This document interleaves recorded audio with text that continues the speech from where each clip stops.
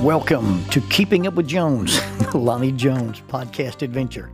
You are going to hear the stories from the eclectic life of a guy who is a professional counselor, a family man, a SWAT team chaplain, outdoor enthusiast, a guy involved with ropes, 10th Planet Jiu-Jitsu, a chaotic Jedi, and who is a recipient of an honorary doctorate from the University of Adversity. Using these stories, we take the facts lead to concepts, and from the concepts we make a variety of life applications. Just a caveat about the facts. Most of the time we will tell you the facts just the way it happened, but once in a while we'll give you the facts the way other people remember how it happened, and that usually includes a tablespoon of embellishment. No harm is meant, just good, clean fun for educational purposes. Please subscribe and share this with your friends or your enemies. It might help them to be better people if they listen. As always, we thank you for keeping up with Jones, the Lonnie Jones podcast adventure. Introducing the Bible degree with digital ministry. Paul used the marketplace and the synagogue to reach an expanded audience. We have access to the internet and social media. I once heard it said that when McDonald's introduced the drive-through window, they did not change the Big Mac, only how it was delivered. Faulkner University is now offering a new digital ministry track for their Bible degree. Faulkner's degree provides training in understanding and teaching the gospel, alongside training that will allow students to create quality digital content. Opportunities for evangelism in the digital spaces is unlimited, and this is innovative ministry education for our contemporary culture. One of the instructors is a 2-time Emmy-winning former ESPN designer. Members of the Church of Christ could be eligible for the full tuition Jack Zorn Scholarship in order to pursue this special area of study. For more information, contact admissions at faulkner.edu. That is admissions at faulkner.edu. Faulkner University is a digital partner with Keeping Up with Jones, the Lonnie Jones podcast adventure. Hey Jones. And it was not a question, and it really wasn't a statement. It was, a call for attention. The speaker had just disappeared over the edge of a cliff face at Three Caves. Three Caves is actually a former limestone quarry. It was originally called Hermitage Quarry, and it operated from 1945 to 1952 in Huntsville, Alabama. They removed the limestone from this quarry using the room and pillar mining method and created these large rooms with these big pillars, and also created these 3 large cave-like entrances to which some marketing genius working for Haybuild Industries, no doubt, dubbed Three Caves. There's a 6-acre underground compound and these caverns, and they've been used as a movie set. They filmed The Ravagers, What Waits Below, and Kansas filmed the music video Reason to Be in this little place. It's also housed concerts and been home to many miscreant teens and some illegal substances, as well as being used as a fallout shelter during the Cuban Missile Crisis. I am responsible for using it as a haunted hike, and I performed one wedding during that same haunted hike. It has also housed operations for rappelling. I've rappelled there many, many, many times. I've rappelled there both recreationally and I guess you'd call it professionally. I've introduced lots of young people to rope work there, and I've been privileged to take some tactical teams and some military teams there and introduce them to the basics of rappelling down a rope.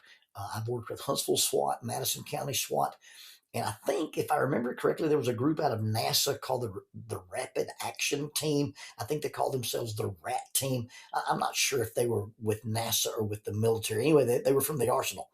So here I am. I'm overseeing some student rappelling. I've got people from my youth group, and I love to use Three Caves because it's very local, very convenient. Easy walk in, easy walk out, not very far to go. And so I'm standing here at the top of this thing, and I hear this, "Hey, Jones."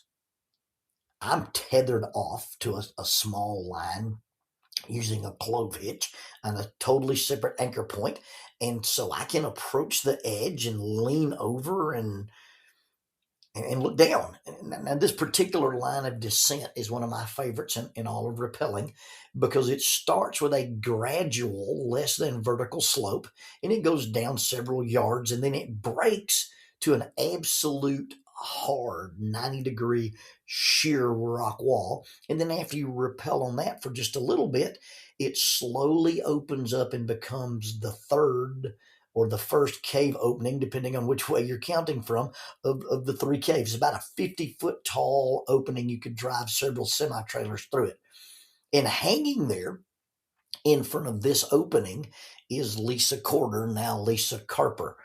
She's one of our youth sponsors. She worked with our youth ministry very closely over the number of years. Our children grew up together. This is before we had kids. Any of us had kids. And so she's here, and her shirt has been eaten by the rappel device, and she's stuck. Now, she didn't do anything wrong. In most rappelling cases, you've got your brake hand behind your back, and your feet are against the wall, and you keep your legs fairly straight, and you lean back just a little. Well, when you move from being able to touch the wall to your feet just hanging in midair, everybody has a tendency to rock forward and become more vertical than they are, leaning back. This is not something that is anybody's fault. It just happens when you've got a small body and your legs are longer than your upper body. Unless you're wearing body armor, you're going to lean forward. If you're wearing body armor, it tends to pull you backwards. Well, she leaned forward as soon as her feet got past the rock wall, and she was just hanging there in midair. And as t-shirts tend to do, it get tangled up in the figure eight device. She's stuck. Now, if she goes any further down this rope, her shirt's going to be drawn into this rappel device, and it's going to choke her unconscious. Well, if you listen to last week's podcast, this ain't my first rodeo. Now, these two instances happened years apart, and I've got lots more experience on this one than I did the first one. And I already know that the best solution to this is not take your shirt off, I'm here to help you. That sounds about as much comfort as trust us, we're from the government. Oh, no, I'm not doing this again. As I grew in my expertise in managing a rock site, my practice is now to always have a secondary rope already set up and ready for emergencies. And this seemed to be an emerging emergency. So I rappelled down the rope, got slightly, not very far above my stranded friend, and I took a special piece of equipment off my harness, a thing called a Jumar. It's that's not the trade name, that's the company name, but it's an ascender. And you clip this to the rope, and I said, okay, just grab that and see if you can pull up enough to relieve the pressure and have your shirt come loose. Now, it wouldn't take a lot to do this. I mean, there's not a lot of shirt eaten in this thing yet, and it should be pretty easy to do. It wouldn't take a lot of effort to relieve the pinch. But pull-ups are hard. Pull-ups are hard for anybody, and especially they're hard for people hanging on a rope with nothing to put your feet on and trying to do the awkward grip of doing a pull-up in a handled Jumar or a handled ascender. It's super, super awkward. Now, if her feet had been touching the wall, she'd have been able to pull a little bit with her arm, push a little bit with her toes, and it would have been super easy. But we're both hanging in free space. We didn't know anything about auto blocks and those kind of progress capture things in those days. And so I got my brake hand behind me. She's stuck, unable to pull herself up. And so with my hand in place, my brake hand, I turned upside down and reached out with my free hand, and from an inverted position, I did a one-arm inverted lat pull. I grabbed the large opening of the figure eight she was rappelling on, and I pulled. Now, like I said, it's not going to take much to free this shirt. So don't get any crazy ideas about some awkward or amazing feat of strength. It didn't take a lot to do. However, I felt like it was a pretty decent upside down lat pull curl. It was probably just the adrenaline talking to allow me to lift her as well as I did, but it was a one-arm feat. And just about the time her t-shirt came loose and she started to rappel down the rope, I felt this really interesting burning. And it went all the way from my shoulder all the way to my leg. Now Lisa was free and she finished the rappel and we all continued our adventure. I didn't really tell anybody, but my ribs were hating me. Later on, my underarm would turn black. I think the soft connective tissue around my ribs and my lats had some problems. And then later on, a couple of days later, I discovered this bubble. A bubble right below my belt line, right above my right inner thigh, or right above my right thigh where it connects to my body. And this, ladies and gentlemen, was my first and often not talked about and neglected hernia. 10 out of the 11 procedures that I've had in my abdominal area dealing with hernias were all ventral hernias. This was an inguinal hernia, and it had to be fixed.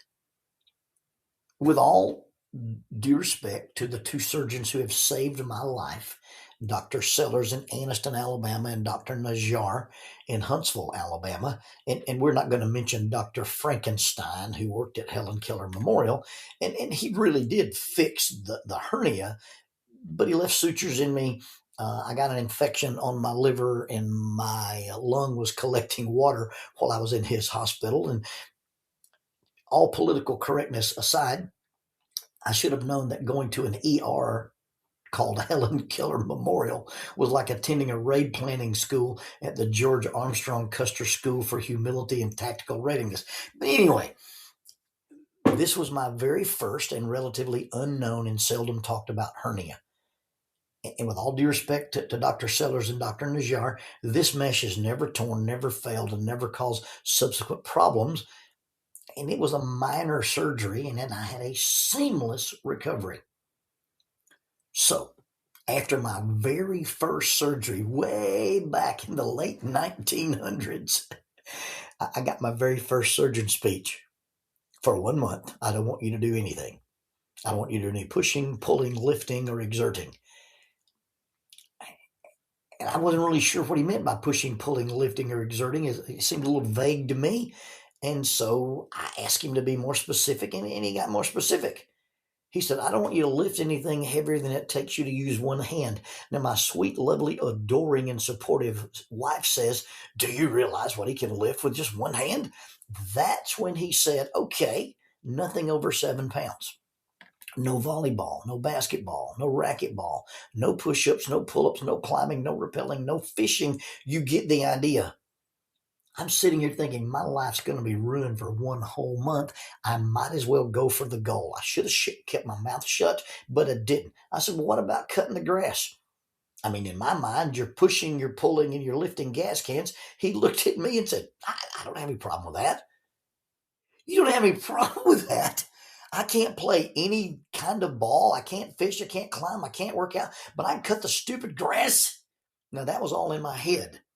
I smile pleasantly at Dr. Lancaster, and he still thinks we're friends. It must be tough. I mean, it's got to be a terrible position to have to tell people what they are not allowed to do. And if that's not bad enough, telling people what they have to do, or they must do, or they need to do, stuff that's hard and not particularly enjoyable may even be the worst part of it. I'm going to tell you to do something and you're not going to like it. The only people who've made my life harder than my surgeons at giving me restrictions are the physical therapist who told me things I have to do while my arms are hurt, or my elbow was hurt, or my knee was hurt. No one likes to hear what the restrictions are, but no one wants to hear what the necessary evils are. You have to do this, or it will never improve. I'm sure I could get away with some of those things he told me not to do, but the real question is, could I get away with it and be optimally healthy and happy? Why is it in our nature? Why is it that we rebel against the things that are designed as safeguards and improvements? What is there about us that keeps us from enjoying the things we're allowed to do in the parameters we're allowed to do them, and makes us yearn for the things that would hurt us anyway? And what is there about us that when somebody says, if you don't do this, it will never improve, we tend to rebel against that. We tend to kick against it. We tend to be resistant, and we don't want to do it. Everything in God's holiness code is designed to help us. And the holiness code is this phrase I read in a book where a guy's discussing the things that God tells us to do and not to do. And it really boils down to God has designed some things that keep us holy. And he calls it the holiness code. And the rules of the holiness code keep us safe, or help us heal. God's restrictions are not, if you do this, I will hurt you. God's restrictions, the holiness code, is built from the standpoint, if you do this, it will hurt. You will get hurt, or you will hurt someone. God doesn't punish us. When God says don't do this and we do it, God doesn't invent or create some consequence. The consequence for those behaviors has always existed. And God's holiness code is the warning that says, stay away from that. Don't do it this way, do it this way. The consequences are always there, and God's rules are not designed to keep evil away from us. God's rules are designed to keep us away from evil. In one of the New Testament letters that the apostles wrote to the followers of Jesus, in one of those letters, the apostle will say, God has given us all things that pertain to life and godliness. The things that pertain to life involve avoiding those things that damage or hurt or harm us. Avoiding those things, those activities that are not good for us. The things that pertain to godliness involve those exercises that are difficult and often unpleasant, but allow us to be more like God likeness. Treating other people the way God treats us, cheek turning, enemy loving, praying for those same enemies, double coupon days on miles, giving, forgiving, forbearing. It's not an easy list. Neither column is pleasant all of the time. Sometimes it's not pleasant any of the time, but the design is to help us, not to restrict us or hurt us, but to give us optimal living. As I've studied what we call the New Testament scriptures, and the New Testament scriptures simply are the Gospels, the 4 books that tell us the story of Christ, and then the letters written to the subsequent generation of Christ followers. And those letters were simply written, and I've discovered that they were written, it's the holiness code. It's the Christianity holiness code, the prescriptions and the proscriptions, all in some way related to relationships. These are the things you should do, prescriptions, and they're good for me, they're good for you, they're good for us. The proscriptions are, hey, don't act this way, don't treat each other this way, don't think this way, because if you do, it'll hurt me, it'll hurt you, or it'll hurt us. Before you get to the New Testament, if you're reading the Bible, you're reading the Old Testament, Genesis through Malachi, there are 639 laws in that Mosaic covenant, plus hundreds of more traditions or interpretations of those laws that come from the rabbins, the oral tradition. But when they asked Jesus, hey, choose the most important, choose the greatest of these laws and these interpretations of law, Jesus would simply say, hey, you love God, you love people. The rules, the holiness code, can be summed up in those 2 concepts: love God, love people. It boils down to, don't do these things, it will interfere with you and God, or it will create difficulties for you and others. The reflexive is true about the positive commands, the positive rules, the laws, the principles, or the axioms. Treating people or responding to people this way is good for you, it's good for them, and good for the community of humanity. God says, I repaired this thing you broke. I repaired this thing in you that is broken. I repaired it, I restored it, I redeemed, I reconciled you. I removed sin from you, this thing that needed to be taken out or taken away. It was killing you. And I asked you to do or not to do, and I did that not to hurt you, but I ask you to do these things and don't do these things because you are already hurt. I'm asking you to do certain things, and although they are difficult, although they are inconvenient, although they are counterintuitive, they're not easy, they aren't designed to hurt, but rather to heal. Rules are not made to be broken. Rules are made for the broken.